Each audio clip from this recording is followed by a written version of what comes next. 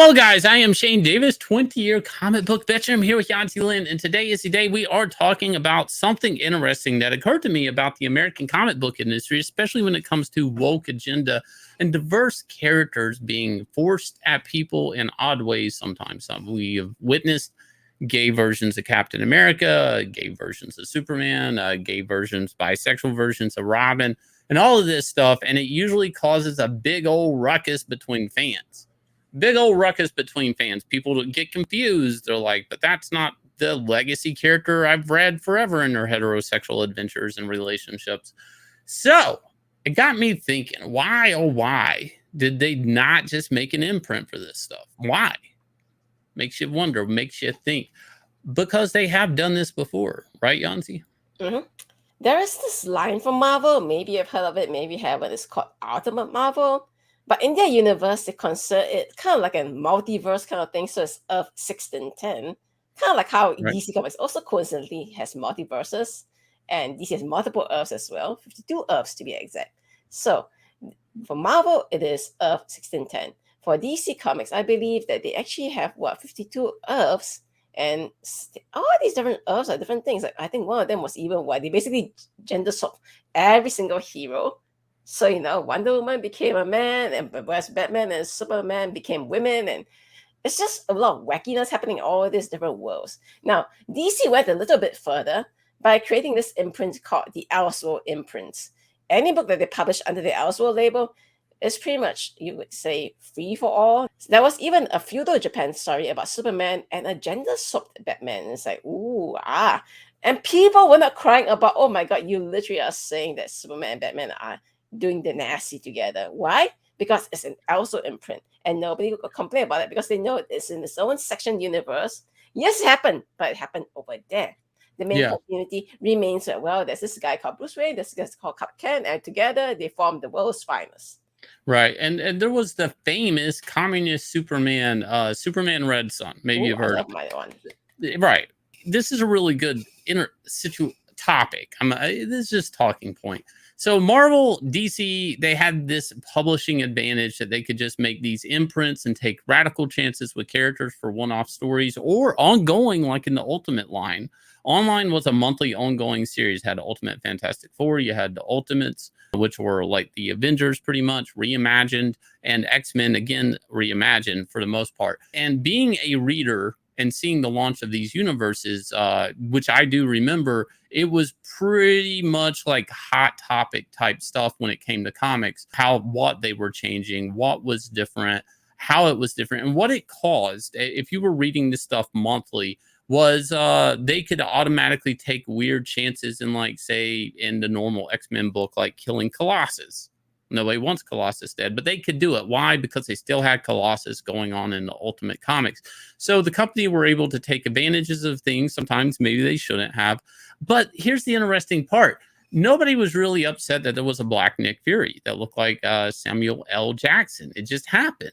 Why? Because they still had the classic Nick Fury over here. And Miles Morales Spider-Man, another character that came up from the Ultimate line, wasn't the end of the world that now Spider-Man is Miles Morales Spider-Man, because there was still traditional Peter Parker over there.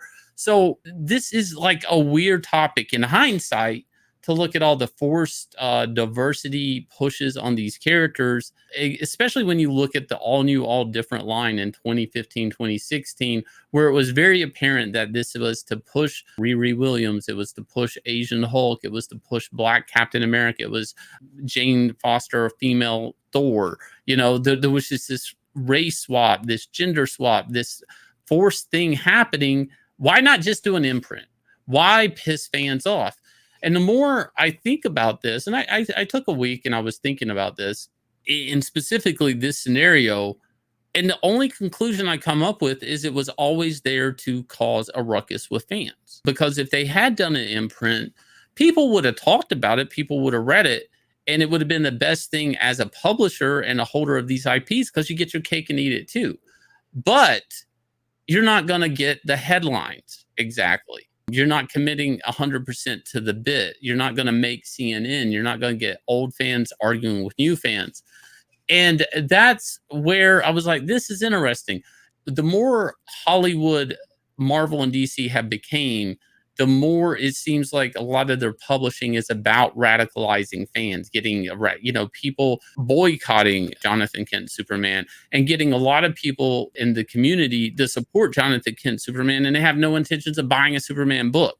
But that causes a lot of internet chatter. And that chatter is to the people that own these characters, they stay relative. They're being talked about. And worse yet, they're being talked about without actually having a story behind it. And why do I say that's the worst part? Because for the companies, they just need to race swap, gender swap, change the sexuality of a character that's a legacy character just to make headlines. They do not have to think of a creative story. They do not have to think of even a new costume. They just need to change the color of the skin and their sexual identity. And it's easy and it turns heads. But you know what also turns heads? Car accidents. They're not great. Nobody wants to see them, but they can't look away. And I do feel like in hindsight, there's been a lot of moves by Marvel and DC to just get a ruckus going between fans. And that really perplexes me. Did Marvel and DC just want fandom to argue for the sake of being relevant? And I can't escape that. I can't really escape that. When I worked at DC Comics, sometimes they would change something on Superman's costume. And I would ask Dan DiDio, why change the belt? He's like, because Superman fans will argue about it. And I'm like, yeah, but that's not a good thing. He's like, well, we'll eventually change it back, but it gets people talking. If you don't move the characters around, people stop looking at them. Once you take that logic and you apply it to what we've seen, and there's so many things really throwing the characters down a hallway, flight of stairs to get people to look at them. I feel like he was right as when it's coming to like a bat symbol or Superman's bell or the lack of red underwear or something like that. It causes those fans to argue. Now, that's on one end of the spectrum. The radical end of the spectrum is to just force diversity. And that gets people talking, but maybe in not a good way. What do you think, Yanzi?